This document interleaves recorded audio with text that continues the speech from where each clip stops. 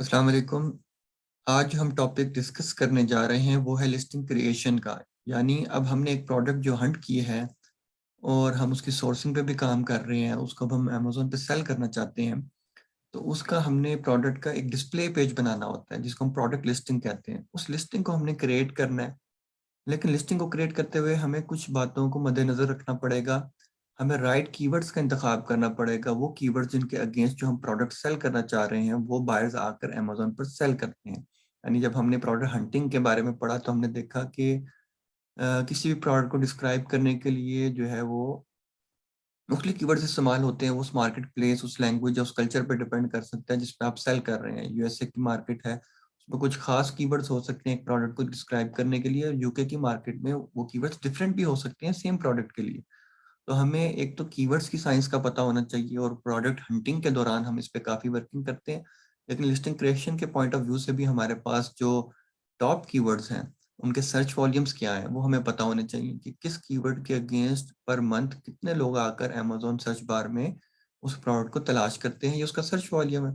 तो हमने टॉप के जो अपने कीवर्ड्स हैं, उनको अपनी प्रोडक्ट की लिस्टिंग बनाते वक़्त उसमें कैसे इस्तेमाल करना है। फिर अच्छी इमेजेस, अच्छी ब्रांडिंग कैसे हुई हो, हमारे जो प्रोडक्ट की पैकेजिंग है वो अच्छी हो, उसकी फिर उस पैकेजिंग की जो इमेजेस हैं या उसकी जो फ़ोटोशूट है और वीडियो शूट है वो अच्छा हुआ हो। जो प्रोडक्ट की लिस्टिंग क्रिएट करते वक़्त हम उसकी इमेजेस जो हमने ऐड करनी है, ताकि जो आने वाला बायर है उसने हमारे इमेजेस को देख के, वीडियोज़ को देख के ही प्रोडक्ट के बारे में अंडरस्टैंड करना है।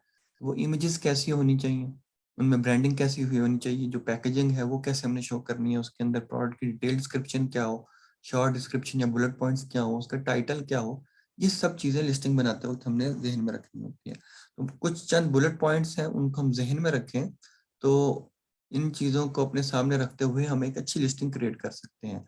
और हीलियम अगर आप यूज़ करें तो हीलियम जो है आपको पॉइंट्स भी बता देता है कि आउट ऑफ 10 जो है आपकी प्रोडक्ट लिस्टिंग का स्कोर क्या है, आपने कितनी अच्छी लिस्टिंग क्रिएट की है और कहाँ पर आपको मज़ीद बेहतरी की गुंजाइश है, उसके बारे में भी हम आने वाले किसी लेक्चर में देखेंगे। तो लिस्टिंग क्रिएशन के हवाले से आपको जो चीज़ें करनी है, एक तो प्रोडक्ट का नेम, यानी नेम से मुराद ये नहीं है कि कोई एक कीवर्ड, आपका ग्रुप ऑफ कीवर्ड्स हो सकता है, 3 कीवर्ड्स, 5 कीवर्ड्स जिनको आप मिलाकर यूज़ करें और आप एक जो है वो प्रोडक्ट का नेम या टाइटल आप तैयार कर सकते हैं जो 200 कैरेक्टर्स तक हो सकता है इंक्लूडिंग स्पेसेस। इस तरह कुछ बुलेट पॉइंट्स होते हैं, 5 बुलेट पॉइंट्स क्रिएट कर सकते हैं, हर बुलेट पॉइंट के 200 टू 250 कैरेक्टर्स हो सकते हैं और कुछ कैटेगरीज में 150 कैरेक्टर्स से ज़्यादा पे आप नहीं जा सकते।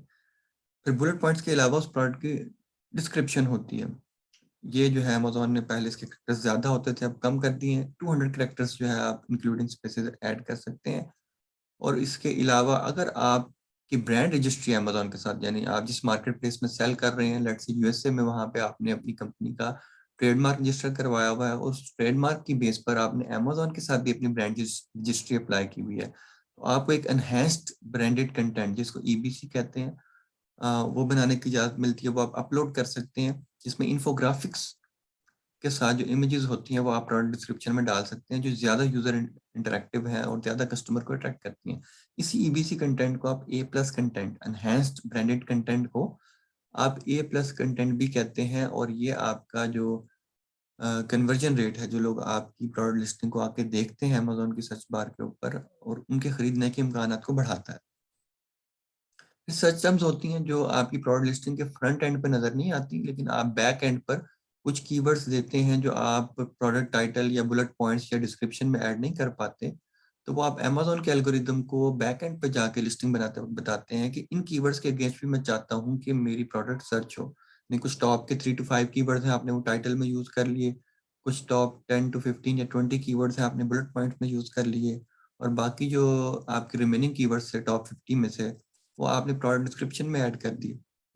लेकिन अगर उसके बावजूद भी आपको लगता है कि आपके कुछ कीवर्ड्स हैं जो आप यूज़ नहीं कर पाए, तो उनको आप सर्च टर्म में एंटर कर सकते हैं। फिर इसी तरीके से जब आप लिस्टिंग बनाते हैं तो आपको प्रोडक्ट की कैटेगरी चूज़ करनी होती है कि किस कैटेगरी के अंदर आप इस प्रोडक्ट को लिस्ट करना चाहते हैं। आप किचन एंड डाइनिंग में करना चाहते हैं, आप होम एंड किचन में करना चाहते हैं, आपकी प्रोडक्ट किस कैटेगरी में आती है। आपको देखना पड़ेगा आपके ज़्यादा कंपेटिटर्स जो हैं, वो किस कैटेगरी के अंदर जो है आपकी प्रोडक्ट को सेल कर रहे हैं। तो अगर आपके ज़्यादा कंपेटिटर्स जो हैं वो किसी स्पेसिफिक कैटेगरी में जा रहे हैं और वो राइट कैटेगरी है, तो आप भी उसी में जाएँ, क्योंकि उसी कैटेगरी में ज़्यादा आपकी प्रोडक्ट जो है अमेज़न के एल्गोरिथम में शो हो रही है। लेकिन ये भी हो सकता है कि 40% जो है लिस्टिंग जो है वो होम एंड किचन में लिस्ट हुई हो, कंपेटिटर्स ने की हो, 30% ने किचन एंड डाइनिंग में की हो, 30% ने डेकोर में की हो। अब आपको देखना होगा कि आपकी प्रोडक्ट के लिए राइट कैटेगरी और सब कैटेगरी कौन-सी है। फिर जो परचेज़ प्राइस या सेलिंग प्राइस जो है वो आपने कस्टमर्स के लिए क्या सेट करनी है। इसी तरीके से आपने एक स्टॉक कीपिंग यूनिट एसकेयू जो होता है वो आपके प्रोडक्ट को असाइन होता है, वो क्या होता है, कैसे असाइन होता है, उसके बारे में यूपीसी यूनिवर्सल प्रोडक्ट एक बारकोड होता है, वो आप बाय करते हैं अपनी प्रोडक्ट लिस्टिंग के बनाते वक्त उसके साथ इंटीग्रेट करते हैं। मुख्तलिफ वेबसाइट्स हैं ऑनलाइन, आप जाकर जो है चंद डॉलर्स के अंदर अपनी प्रोडक्ट को टैग करने के लिए, लेबल करने के लिए, उस पे बारकोड लगाने के लिए, उसकी एक आइडेंटिफिकेशन बनाने के लिए यूपीसी उसको असाइन कर सकते हैं। इसी तरीके से जो है वो एक यूरोपियन जो है वो आइडेंटिफिकेशन नंबर होता है आपकी प्रोडक्ट के लिए, और सर जापानीज नंबर होते हैं, डिपेंड करता है आपकी मार्केट प्लेस क्या है।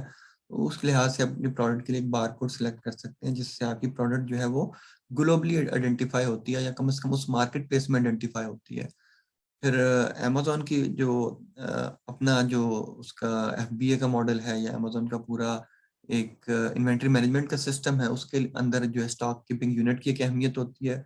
और इसके अलावा अमेज़न जो है वो एक एसिन एएसआईएन अमेज़न स्टैंडर्ड आइडेंटिफिकेशन नंबर के ज़रिए से भी प्रोडक्ट्स को आइडेंटिफाई करता है। ये सारी चीज़ें क्या हैं, इनकी क्या इंपॉर्टेंस है, ये लिस्टिंग जब हम क्रिएट करेंगे प्रैक्टिकली तो उसके अंदर भी कुछ चीज़ें हम देखेंगे। और उसके अलावा प्रोडक्ट की वेरिएशंस, कि हम एक जो प्रोडक्ट बनाना जा रहे हैं, उसकी कोई कलर या साइज़ वेरिएशंस तो नहीं है, डिज़ाइन वेरिएशंस तो नहीं है, कि हम उनकी अलग-अलग लिस्टिंग बनाना चाहते हैं, या एक ही लिस्टिंग के अंदर जो है हम बायर को ऑप्शंस देना चाहते हैं उनको परचेज़ करने के लिए। तो ये लिस्टिंग के हवाले से कुछ बुनियादी अ, पॉइंट्स हैं जिनको हमें ज़हन में रखना चाहिए लिस्टिंग को बनाते वक़्त। अब एक लिस्टिंग कैसे बनानी चाहिए, या अमेज़न की सर्च बार पे एक लिस्टिंग कैसे दिखती है, तो हम आने वाली नेक्स्ट वीडियोज़ में देखेंगे। तो आपके कुछ भी सवालात हों इस वीडियो के हवाले से, तो आप हमें ईमेल कर सकते हैं, या आप कमेंट में हमसे सवाल कर सकते हैं। शुक्रिया।